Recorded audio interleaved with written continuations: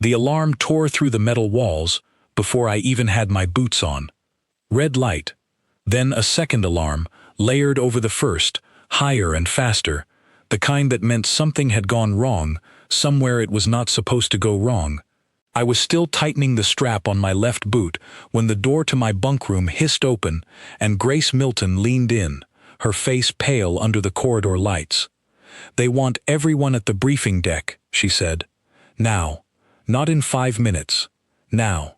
I did not ask why. On this station, you learned quickly that questions came after you were already moving. My name is Ethan Cole. 6 months ago, I was a maintenance technician on a cargo ship running supply routes between 2 moons nobody outside my home system had ever heard of.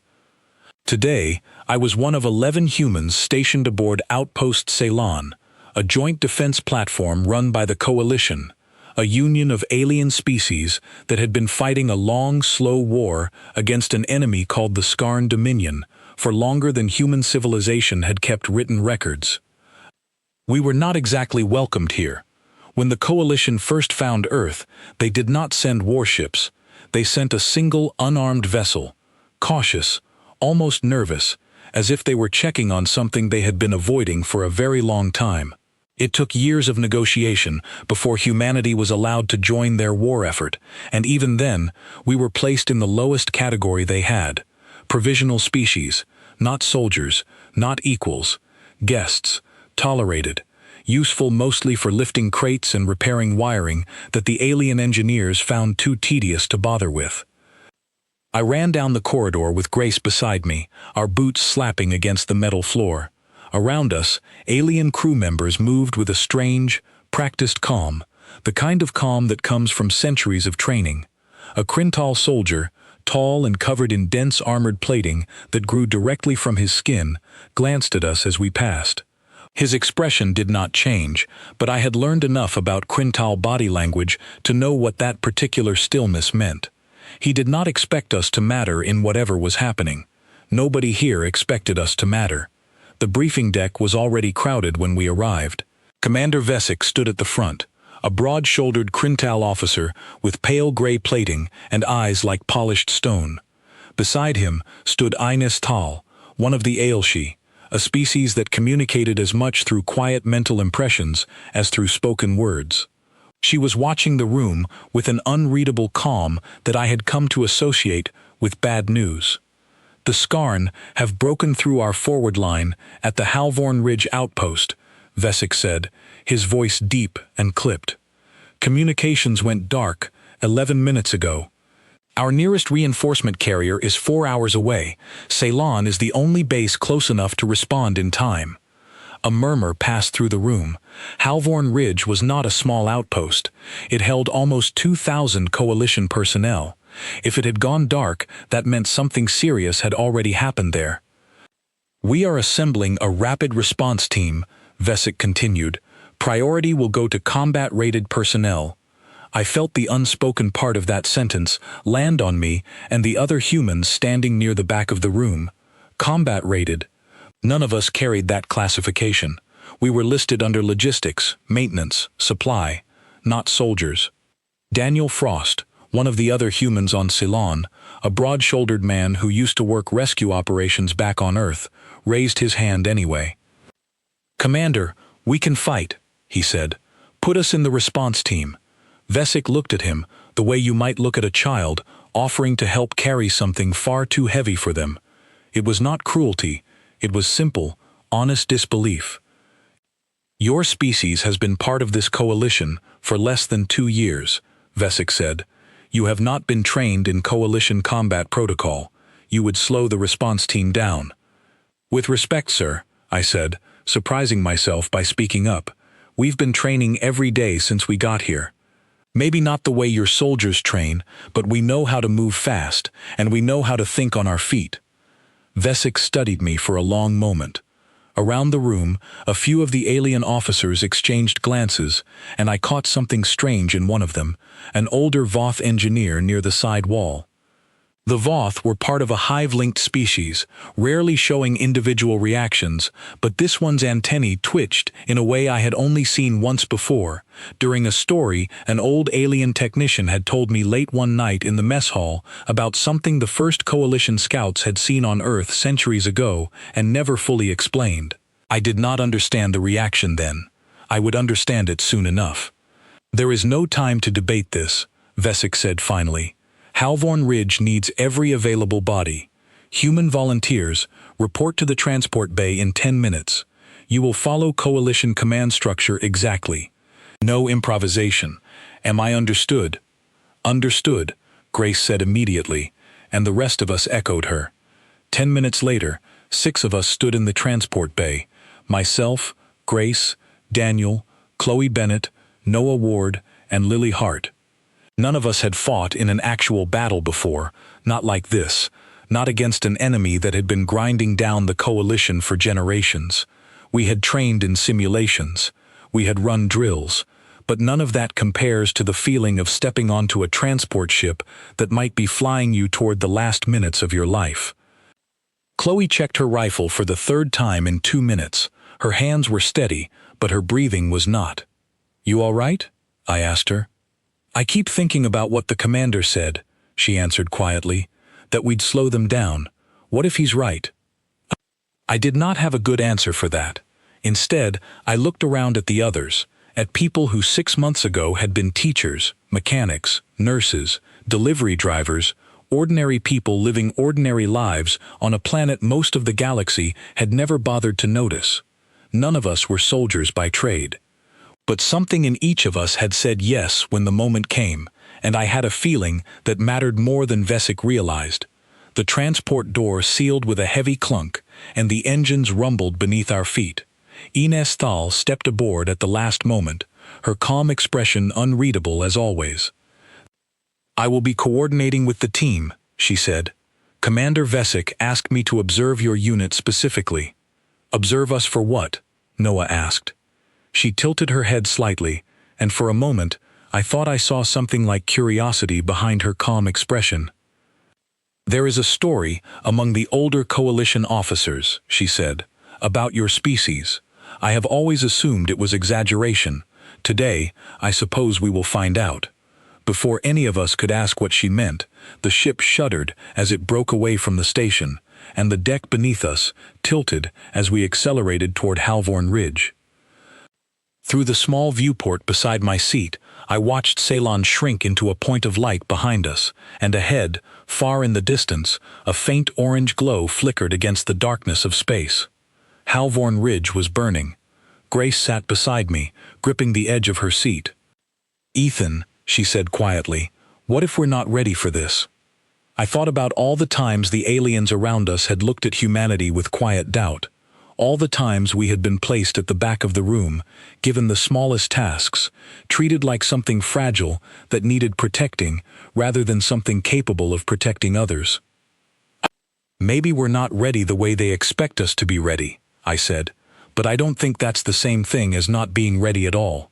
Ines Tal, sitting across from us, said nothing, but her eyes lingered on me a moment longer than necessary. Whatever old story she had heard about humans, I had the feeling we were about to become the ones who decided whether it was true. The transport shook again as it entered the outer edge of the battle zone, and through the viewport I saw the first flashes of distant weapons fire lighting up the dark. My hands were shaking, just slightly, as I checked my own weapon one last time.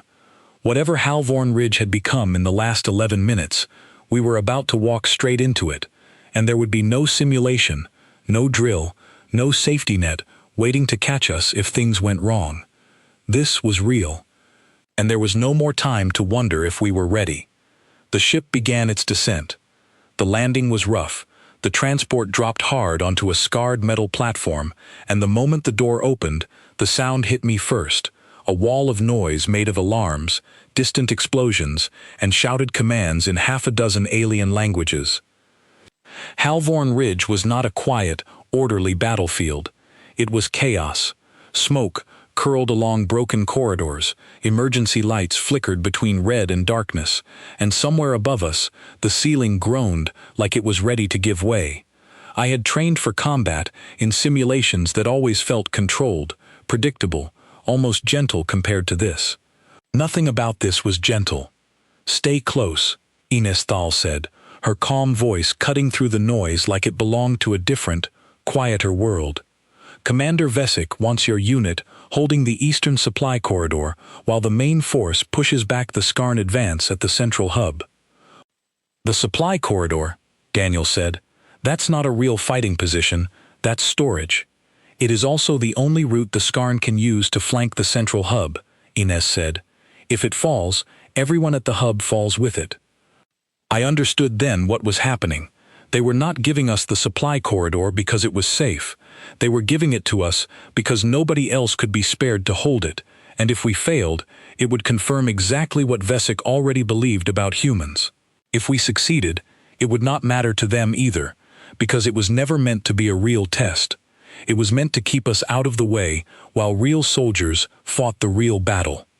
Grace caught my eye, and I could see she understood it too. "Then, let's make sure it doesn't fall," she said. We moved through smoke-filled corridors, following signs written in coalition script that Chloe translated. As we went, she had picked up more of the written language than the rest of us, spending her free hours studying instead of sleeping. The eastern supply corridor turned out to be a long, narrow passage lined with storage crates, pipes, and heavy support beams, with a single wide doorway at the far end that opened toward the outer perimeter of the base. "This is it," Noah said, looking around. "This is our line." Lily was already moving crates into position, stacking them into makeshift barriers.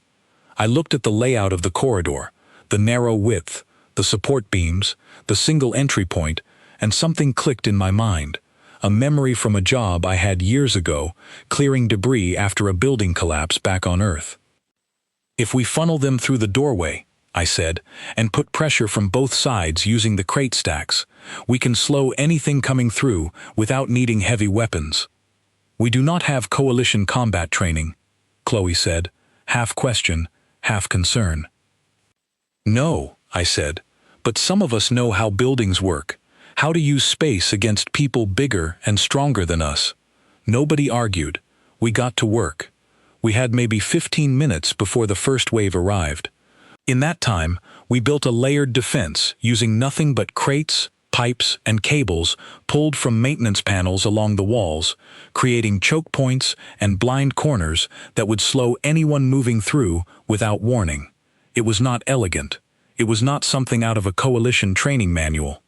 But it made sense to people who had spent their lives working with their hands rather than growing up inside a rigid military hierarchy. Ines Thal watched us work with an expression I could not quite place. "This is unusual," she said quietly. "Good unusual or bad unusual?" Grace asked. "I do not know yet," Ines admitted. The first Skarn scouts appeared 11 minutes later. The Skarn were tall, lean creatures with dark-plated skin and long limbs built for speed rather than brute strength. Unlike the coalition species, which fought with heavy armor and structured formations, the Skarn moved in fast, aggressive bursts, relying on overwhelming speed to break through defensive lines before their enemies could react. They were not expecting a narrow, cluttered corridor designed specifically to slow them down. The first two scouts rushed through the doorway and immediately became tangled between crate stacks positioned at odd angles, giving Noah and Daniel a clear, easy shot from covered positions along the side walls. The scouts fell back, confused, before a second wave pushed forward more carefully. For the next several minutes, the corridor became a strange, controlled kind of battle. We were not overpowering the Skarn through strength or firepower. We were outthinking them, using the tight space to slow their advance long enough to hold the line without needing to match their raw speed. Then something went wrong. A Krintal soldier, part of a small reinforcement group sent to support our position, took a hit near the doorway and dropped hard, his armor sparking where the shot had struck a weak seam near his shoulder joint. The Skarn pushed harder, sensing an opening, and the rest of the Krintal squad began falling back toward the central corridor, following what I would later learn was standard coalition protocol, prioritizing the preservation of the unit over a single injured soldier when the position was at risk of being overrun. "Leave him," one of the Krintal soldiers shouted. "Fall back to the secondary line."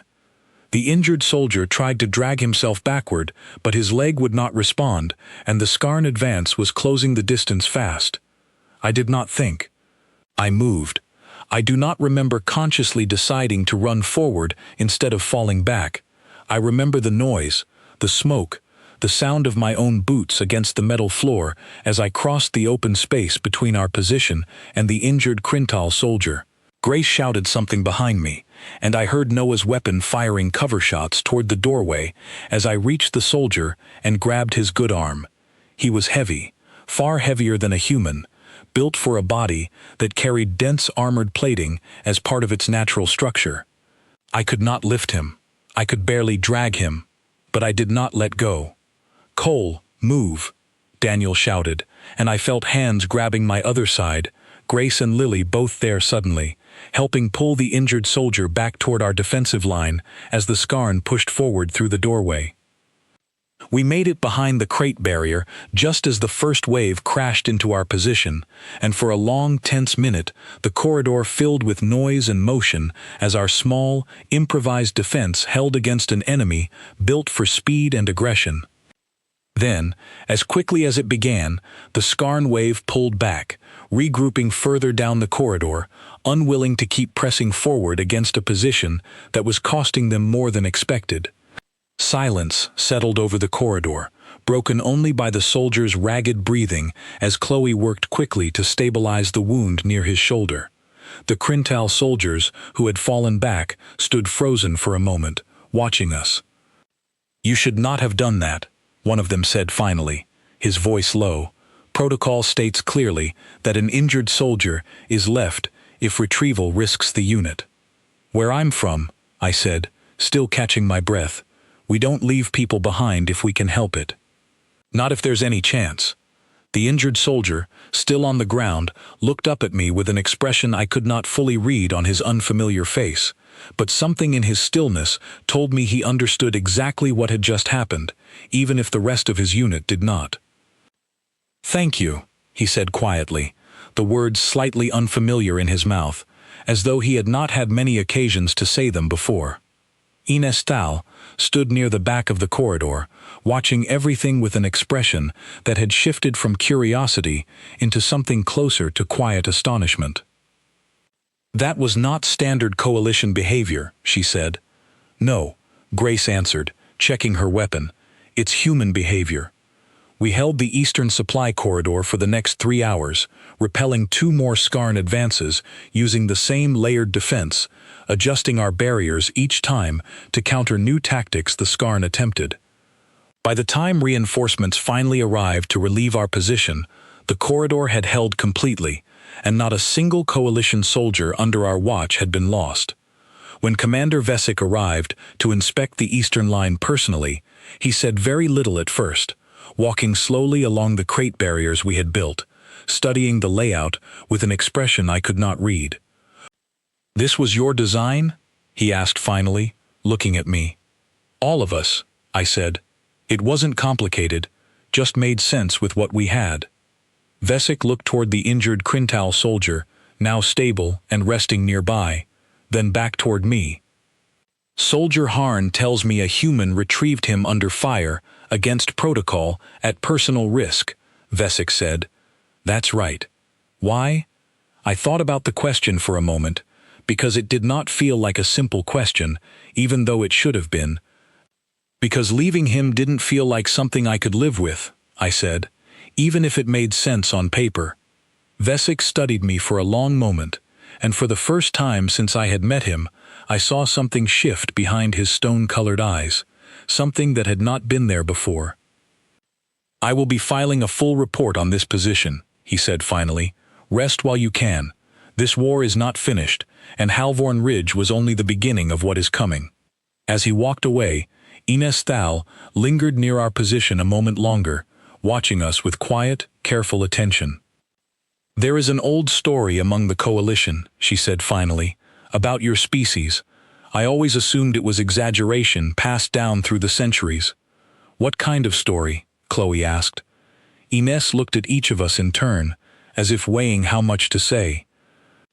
"I think," she said slowly, "you are about to hear it directly from someone who was there." She turned and walked away before any of us could ask what she meant, leaving the question hanging in the smoke-filled air of the corridor we had just spent 3 hours defending. Grace looked at me, her expression somewhere between curiosity and unease. "What do you think that means?" she asked. I did not have an answer. But looking around at the corridor we had held, at the injured soldier resting safely because we had refused to leave him behind, at the quiet, stunned respect in the eyes of soldiers who had expected us to fail, I had the feeling that whatever old story Ines was talking about, we were only just beginning to understand how much it had to do with us. They gave us 4 hours to rest before summoning us again, this time not to a briefing deck, but to a quieter section of the station, a records archive tucked away behind a door that required special clearance to open. Ines Thal led us there personally, saying little along the way, and when the door finally slid open, we found ourselves standing in a room filled with old data terminals, physical archive drives, and a single figure waiting near the center of the room. He was Voth, like the engineer I had noticed back on Ceylon, part of a species connected through a shared consciousness that allowed them to communicate silently across long distances. He was old, older than any Voth I had seen before, his outer shell dulled and worn with age, his antennae moving slowly, deliberately, as though every motion cost him effort. "This is Elder Doran Vex," Ines said. "He served with the earliest Coalition scouting missions, many generations ago. I asked him to speak with you directly." Doran Vex studied each of us in turn with dark, careful eyes. "You held the eastern corridor at Halvorn Ridge," he said, his voice slow and rasping, carrying the weight of long use. "6 of you, untrained by Coalition standards, against a full Skarn advance." "We did," Grace said. "You retrieved a fallen soldier under fire, against direct protocol, at personal risk to yourselves." "That's right," I said. Doran Vex was quiet for a long moment, his antennae stilling completely. "I was young when I first heard about your world," he said finally. "Not this generation of humans. Your ancestors, centuries ago, by your calendar." The room fell silent, except for the faint hum of the old terminals. "A Coalition scouting vessel discovered your solar system long before official first contact," Doran Vex continued. "The crew was instructed to observe from a distance, to assess whether your species was suitable for eventual contact. Standard procedure, used on hundreds of developing worlds." "What did they find?" Chloe asked quietly. "Your planet was in the middle of what your species would later call a Great War," Doran Vex said. "2 large alliances of your people, locked in a conflict that spanned much of your world. The scouting crew expected to observe a primitive but manageable species, similar to many others they had studied before." He paused, his old eyes distant, as though looking through the walls of the archive room into a memory far older than any of us. "What they observed instead disturbed them deeply," he said. "Your species fought with a level of ingenuity, endurance, and sacrifice that none of them had encountered before, not among any species already part of the Coalition. Soldiers continued fighting, long after logic suggested they should surrender. Entire populations rebuilt themselves again and again after devastating losses. Individuals gave their lives for strangers, for ideals, for people they would never meet, without any biological or hierarchical requirement demanding they do so." "That sounds like something to be impressed by," Noah said. "Not afraid of." "The scouting crew was impressed," Doran Vex agreed. "They were also deeply unsettled. Every species in the Coalition operates according to predictable structures. The Krintau follow rigid honor codes. The Aelshi coordinate through shared understanding. My own people share a collective consciousness that discourages individual risk without clear benefit to the whole. Your species followed none of these patterns. You acted based on something the scouting crew struggled to categorize, something they eventually simply called will. Will? I asked. The refusal to stop, even when stopping made complete logical sense, Doran Vex said. The willingness to sacrifice individual safety for people you were not required to protect. The scouting crew filed a formal recommendation after their observation period ended. What did the recommendation say? Grace asked. Doran Vex was quiet for a moment before answering. Do not engage, he said. Mark the species as unpredictable and dangerous. Avoid contact until further observation determines whether their tendencies could be safely managed within coalition structure. The room fell silent again, heavier this time. They were afraid of us, Daniel said slowly. Not because we were weak, because we weren't predictable the way everyone else in your coalition is predictable. Yes, Doran Vex said simply. Fear disguised as caution has a long history of shaping decisions, long after the original reason for it fades from memory. Your species became the subject of quiet stories among coalition officers, half myth, half warning, until eventually most simply assumed it was exaggeration passed down through generations, as Anise herself once believed. So when we were finally allowed to join the coalition, Chloe said, everyone still treated us like something fragile, not because that's what they actually believed, but because that's what was easier to believe. Fragile is safer than unpredictable, Doran Vex said. Fragile can be managed, sheltered, kept at a comfortable distance. Unpredictable cannot. I thought about Commander Vesik's reaction back on Ceylon, the flicker of unease in the Voth engineer's antennae when the old story had come up, the quiet, careful way Imsthal had studied us since the moment we boarded the transport ship. None of it had been simple prejudice. It had been something closer to caution, shaped by a story most of the coalition no longer consciously remembered, but had never fully let go of either. Why tell us this now? Grace asked. Doran Vex's antennae shifted slightly, something that might have been the Voth equivalent of a careful expression. Because the Skarn Dominion is preparing something larger than a single advance on Halvorn Ridge, he said. Coalition intelligence has confirmed a coordinated offensive across 3 sectors intended to break coalition morale permanently. High Command believes the coming battle will determine the direction of this war for the next generation. And you think we can help with that, I said. I think, Doran Vex said slowly, that the very trait my ancestors once marked as a warning may be exactly what this war requires now. I have spoken with Commander Vesik. He intends to place your unit at Corvale Station, a defensive point Coalition Command has quietly determined cannot be held against the coming offensive. Cannot be held, Noah repeated. The mathematics are clear, Doran Vex said. Skarn forces will outnumber Corvale's defenders by a significant margin. Coalition Command has already begun planning an organized withdrawal rather than reinforcement. Then why send us there at all? Chloe asked, an edge of frustration in her voice. Doran Vex studied her for a long moment before answering.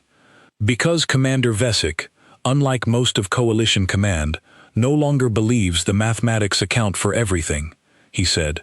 He requested your unit specifically. I felt something settle in my chest, heavy and clear at the same time. We were being sent somewhere the Coalition itself had already given up on, not because they believed we could win, but because one commander had begun to suspect that the old stories buried in Coalition history might be worth testing after everything. When do we leave? I asked. 6 hours, Doran Vex said. Use them well. As we left the archive room, Ines Thal walked beside me in silence for a long moment before speaking. I did not fully believe the old stories until today, she said quietly. I have spent my entire service assuming humans were simply an emotional species prone to unnecessary risk. And now? I asked. Now, I believe there may be a difference between unnecessary risk and necessary sacrifice, she said. I do not yet know where the line between them sits for your species. I suspect I am about to find out. We spent the remaining hours preparing as best we could, checking equipment, reviewing what little intelligence Coalition Command had gathered on Corvale Station's layout, and speaking quietly among ourselves about what waited ahead. Nobody used the word impossible out loud, though I suspect all of us were thinking it. Lily found me near the transport bay a few hours before departure, watching the darkness beyond the station's viewport. "Do you think Doran Vex is right?" she asked. "About what we are?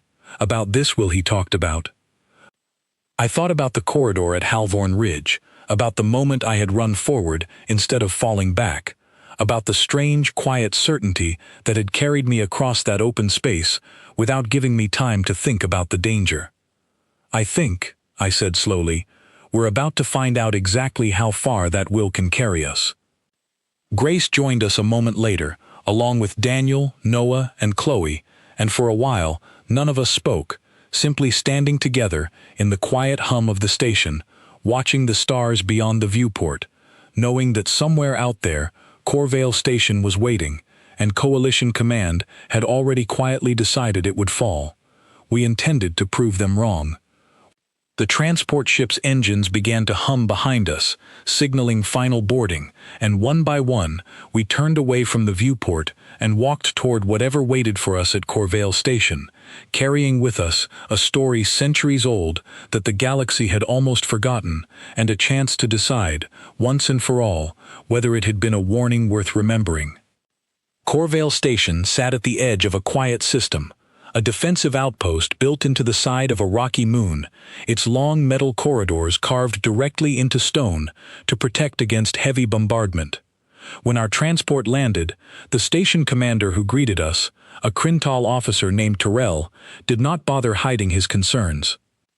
"Commander Vesic informed me you would be joining our defense," Terrell said, studying our small group with an expression that mixed doubt and quiet resignation. "I will not pretend this changes our situation significantly.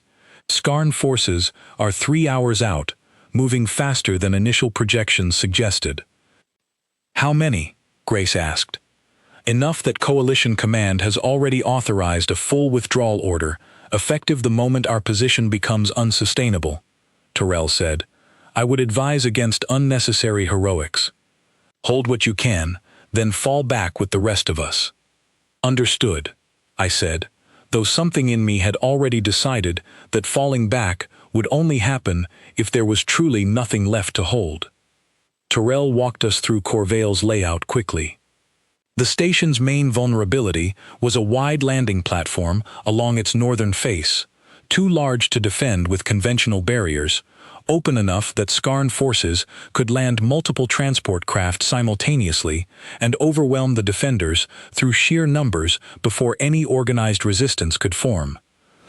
"This is where they'll focus their attack," Terrell said. "We have perhaps 40 defenders capable of holding this platform.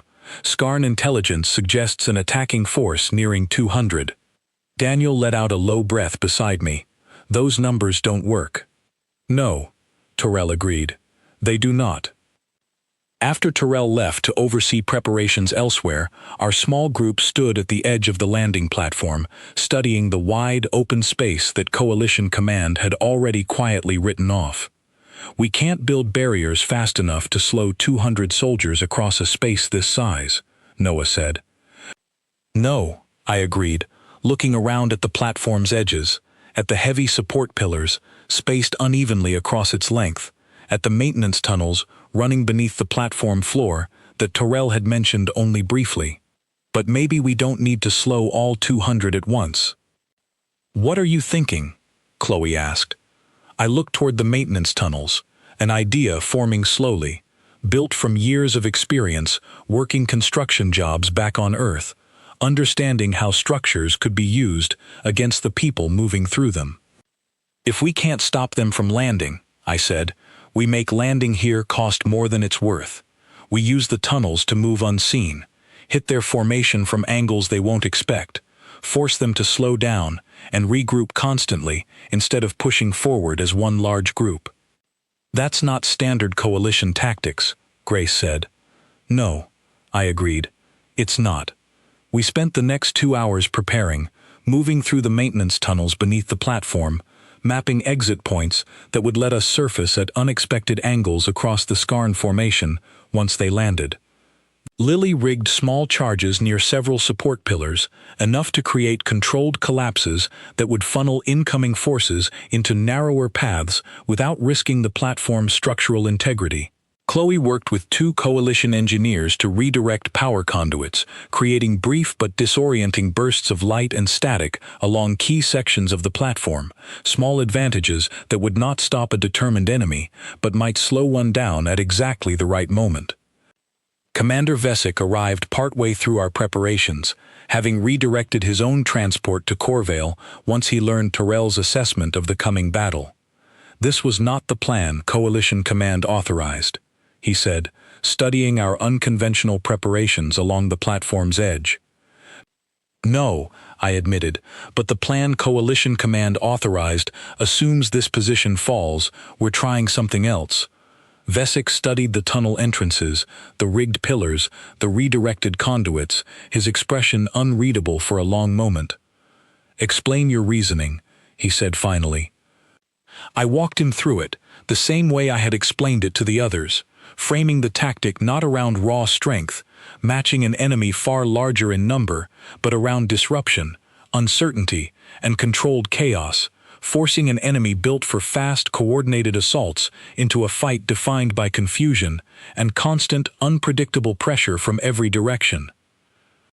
When I finished, Vesic was quiet for a long moment.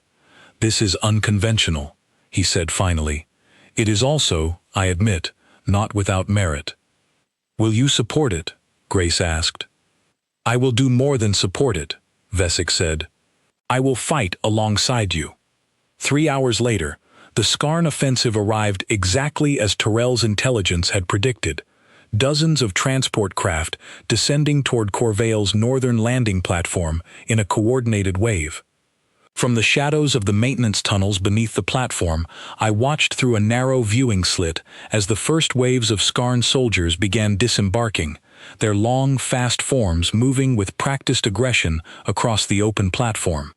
We waited until the first large group had moved well past the tunnel entrances before Lily triggered the rigged charges near the support pillars.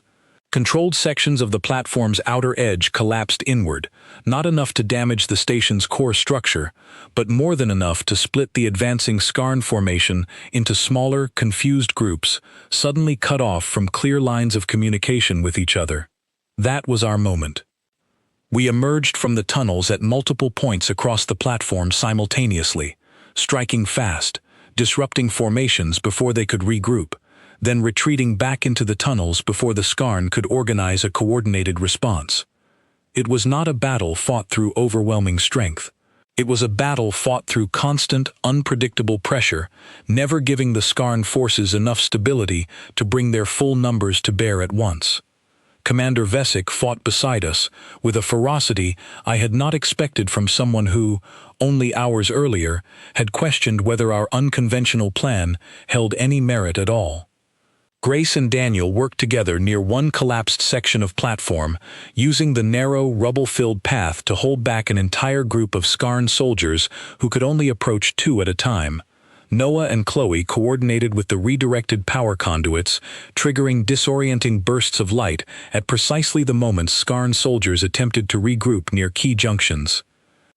The battle stretched on, minutes bleeding into what felt like hours, the platform filled with smoke, noise, and the constant, shifting chaos of an enemy that had expected an easy, overwhelming victory and instead found themselves fighting an unpredictable, ever-changing defense that refused to break no matter how much pressure they applied. At one point, deep in the maintenance tunnels, I found myself alone, cut off from the rest of the group after a section of tunnel collapsed unexpectedly behind me during the fighting. Ahead, through the darkness, I heard the heavy footsteps of Skarn soldiers moving through a parallel passage, close enough that a wrong move would put me directly in their path. I thought about Vesik's earlier words, about the Coalition's careful, rigid protocols, about logic dictating whether a position was worth holding or a risk worth taking. Logic, in that moment, suggested I wait quietly for the soldiers to pass, minimizing risk, preserving myself for a safer opportunity later. I did not wait. I moved forward instead, using the darkness and the confusion of the ongoing battle to slip past the Skarn patrol and reach a side tunnel that opened onto a section of the platform where Grace and Daniel were pinned down by a larger group than expected. I emerged behind the Skarn position, drawing their attention just long enough for Grace and Daniel to break free from the pressure they had been under, buying enough time for Vesik and 2 other Coalition soldiers to reach the position and finish securing it. "That was reckless," Grace said afterward, breathing hard, though there was no real anger in her voice. "Maybe," I said, "but it worked." As the battle wore on, something began to shift across the platform. The Skarn advance, expecting an easy, overwhelming victory against a position Coalition command itself had quietly written off, instead found themselves facing a defense that refused every attempt to break it through conventional means. Their commander, a tall, sharp-featured Skarn officer coordinating the assault from a secure position near the rear of the formation, began broadcasting increasingly frustrated messages across open Coalition channels, messages our translators picked up clearly. "Your defense is disorganized," the Skarn commander's voice crackled through the comm system at one point. "Your numbers are insufficient. Surrender this position, and your remaining forces will be spared." Vesik, standing beside me near one of the tunnel entrances, keyed his own comm channel in response. "Our numbers may be insufficient," he said calmly. "Our will is not." The battle continued for nearly 2 more hours before the Skarn forces, having lost far more than their commanders had projected against a position they believed would fall within minutes, began a slow, reluctant withdrawal, unwilling to commit further losses against a defense that refused to behave the way every previous Coalition position had behaved. When the last Skarn transport finally retreated from Corvale's airspace, silence settled over the battered landing platform, broken only by the quiet sounds of Coalition soldiers checking on each other, tending to injuries, and slowly beginning to process the fact that a position everyone had expected to lose had somehow, against every reasonable expectation, held. Commander Vesik found me near the edge of the platform, looking out over the scarred, smoke-stained metal where the battle had raged only hours before. "Coalition Command authorized withdrawal from this position before the battle even began," he said quietly. "They did not believe it could be held." "I know," I said. "You held it anyway. We held it anyway." Vesik was quiet for a long moment, studying the platform, the tunnels, the evidence of a battle fought not through overwhelming strength, but through refusal, ingenuity, and a willingness to take risks that logic alone would never have recommended. "I begin to understand," he said finally, "why my ancestors once found your species so difficult to categorize."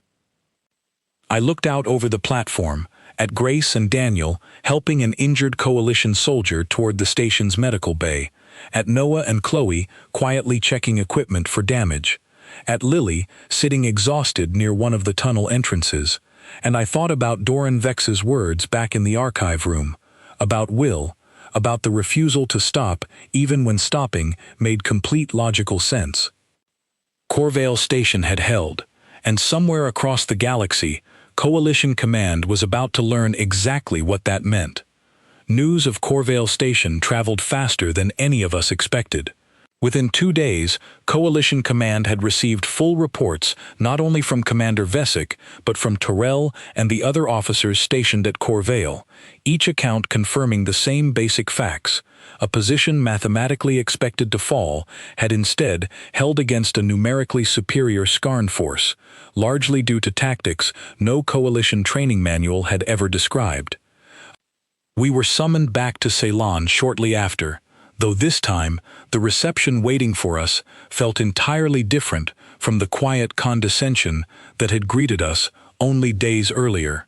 Soldiers we passed in the corridors, Krintal, Aelshi, Voth, and others whose species I still had not learned to properly identify, watched us with an attention that felt less like curiosity and more like something closer to reassessment.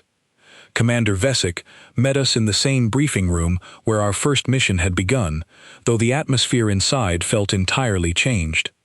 Where once there had been quiet doubt about whether humans belonged in real combat roles, now there was something more complicated, a mixture of respect, uncertainty, and the slow, careful process of an entire military structure reconsidering assumptions it had held for generations. Coalition High Command has reviewed the reports from Corvale Station, Vesic said, addressing our small group directly. There is significant debate regarding what this means for your species classification within Coalition forces. What kind of debate? Grace asked. Some argue your unconventional tactics represent a valuable addition to Coalition strategy, particularly against an enemy like the Skarn, who rely heavily on predictable, coordinated assaults, Vesic said. Others argue your methods are simply too unpredictable to integrate safely into standard command structures. And what do you think? I asked. Vesic considered the question carefully before answering. I think, he said, that predictability has served the Coalition well against enemies who share our own patterns of thinking. Against an enemy determined to break us through overwhelming force and psychological pressure, perhaps unpredictability is not the weakness we once assumed it to be. Ines Thal, standing near the back of the room, stepped forward at that point, addressing the group directly for the first time since our return. I have spent considerable time reflecting on what I witnessed at Halvorn Ridge and Corvale Station, she said. I believe there is something the Coalition has misunderstood about your species for a very long time. What's that? Chloe asked. We have always measured strength through predictable structures, Ines said. Rigid hierarchies, shared consciousness, honor codes passed down through generations. Your species measures strength differently, through adaptability, through the willingness to risk everything for people you are not required to protect. Through refusing to accept that a position is lost simply because the mathematics suggest it should be. Doran Vex, who had traveled to Ceylon specifically to be present for this discussion, spoke next, his old voice carrying a quiet weight that settled over the room. My ancestors marked your species as dangerous because they could not predict you, he said. I have come to believe that unpredictability, when guided by purpose rather than chaos, is not danger. It is simply a different kind of strength, one this Coalition has never truly understood until now. Commander Vesic allowed the room to settle into quiet reflection for a long moment before speaking again. Coalition High Command has authorized a new classification for human forces, effective immediately, he said. You are no longer categorized as provisional support personnel. Effective today, human volunteers will be classified as frontline combat specialists, authorized for deployment to any Coalition position requiring unconventional defense strategy. The words settled slowly over our small group. 6 months ago, we had arrived on Ceylon carrying crates and repairing wiring, tolerated guests within a war we barely understood. Now, we stood in the same briefing room, being formally recognized as something the Coalition had spent centuries quietly avoiding. There is something else, Vesic added. Several Coalition commanders across other sectors have already submitted requests for human units to be assigned to their most difficult defensive positions. Word of Corvale Station has spread quickly. They want us specifically, Daniel said slowly. They want what you represent, Vesic said. A willingness to hold positions others have already given up on. In the days that followed, our small group found ourselves increasingly busy, not with menial logistics work, but with genuine strategic planning sessions, alongside Coalition officers who, only a week earlier, would never have considered consulting human perspective on military matters. Grace found herself working directly with Coalition engineers to develop new defensive tactics based on the improvised methods we had used at Corvale. Noah and Chloe began training small groups of coalition soldiers in the kind of adaptive, unconventional thinking that had proven so effective against the Skarn's rigid, aggressive tactics. I found myself standing on Ceylon's observation deck one evening, looking out over the quiet expanse of stars beyond the station, when Ines Thal joined me, standing quietly beside the viewport for a long moment before speaking. "May I ask you something personal?" she said. "Of course.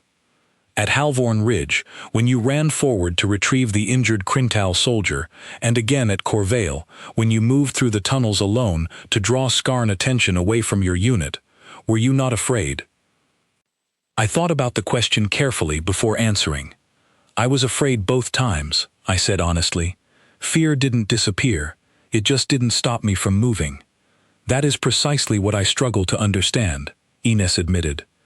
"Among my own species, fear typically guides careful, measured decision-making. For your species, it seems fear exists alongside action, rather than preventing it." "I think that's part of what your ancestors misunderstood about us," I said. "Being afraid and still choosing to act isn't recklessness. It's just what caring about something enough looks like, when the stakes are high enough to matter." Ines was quiet for a long moment, watching the stars beyond the viewport. "I begin to understand why the old story persisted for so long," she said finally. "Not because your species was dangerous in the way my ancestors feared, but because you represent something the Coalition has never fully learned how to categorize, something that exists outside the careful, predictable structures we have always relied upon." A few days later, Commander Vesic called our unit together one final time before we were scheduled to deploy to a new defensive position along the Coalition's outer border, a region facing increasing pressure from renewed Skarn aggression following their unexpected defeat at Corvale Station. "Before you depart," Vesic said, "I wanted to share something with you directly." He activated a small display terminal, projecting an old, weathered document, clearly translated from an ancient written language none of us recognized. "This is the original recommendation filed by the Coalition scouting crew who first observed your world centuries ago," he said. "The same recommendation Doran Vex described to you. I requested access to it after Corvale Station, curious to read the exact language used." He read aloud from the translated document, his deep voice carrying the weight of history across the quiet room. "Their capacity for sacrifice exceeds any species previously observed by Coalition scouts. Their refusal to accept defeat, even when defeat appears mathematically certain, suggests a form of resilience that cannot be easily predicted or controlled. Recommend continued observation from a safe distance until further understanding can be reached regarding the full nature of this species' capabilities." Vesic deactivated the display and looked toward our small group. "They were not entirely wrong to be cautious," he said. "Your species does possess a capacity for resilience and sacrifice that exceeds typical Coalition understanding, but they were wrong to assume this capacity represented a danger requiring avoidance rather than a strength deserving genuine partnership." "So what happens now?" Grace asked. "Now," Vesic said, "the Coalition begins the long process of learning what your species is truly capable of, not through centuries of cautious observation from a distance, as my ancestors once recommended, but through direct partnership on the battlefields where it matters most." As our transport prepared for departure toward our new assignment along the Coalition's outer border, Doran Vex found me one final time near the boarding platform, his old, careful eyes studying me with an expression that had shifted considerably since our first meeting in the archive room. "You asked me once why I chose to tell you the old story now," he said. "I want to give you a fuller answer before you depart." "I'm listening," I said. "For centuries, my people have carried this story as a warning, something to be feared and avoided," Doran Vex said. "I have come to believe we were carrying it wrong. It was never meant to be a warning against your species. It was meant to be a reminder that strength does not always look the way we expect it to look, and that fear of the unfamiliar can cause us to overlook exactly the kind of partnership we need most in difficult times. "That's a heavy thing to carry for so long," I said. "Yes," Doran Vex agreed. "I am relieved, finally, to set it down." As our transport lifted away from Ceylon Station, I looked out through the viewport one final time, watching the station shrink into the distance behind us, carrying with us a new classification, a new set of expectations, and a story centuries old that the galaxy had almost let itself forget entirely. 6 months ago, we had arrived in this war as an afterthought, tolerated guests within a conflict far larger than anything humanity had ever faced. Today, we were being requested by name across multiple sectors, entrusted with defensive positions that entire coalition command structures had already quietly written off as lost causes. They used to speak about us the way people speak about old, half-remembered legends, stories passed down through generations, exaggerated through retelling until nobody quite believed them anymore. Now, they spoke our name directly, carefully, with the kind of respect reserved for something they had finally learned not to underestimate. I thought about Grace beside me, about Daniel, Noah, Chloe, and Lily, ordinary people who had once lived ordinary lives on a planet the galaxy had barely noticed, now carrying forward a legacy centuries in the making, one battlefield at a time. Whatever waited for us at our next assignment, whatever difficult, seemingly impossible position Coalition Command needed held next, I understood now that we would face it the same way we had faced Halvorn Ridge and Corvale Station, not because logic guaranteed our success, but because giving up simply was not something our species had ever fully learned how to do. The transport engines hummed steadily beneath us as we moved deeper into the dark, quiet expanse of space, carrying us toward whatever the next chapter of this long, difficult war had waiting. They used to whisper about us like ghosts from a war we had already forgotten. Now, they just say our name and hope, quietly, desperately, that we are the ones standing beside them when the fighting finally comes.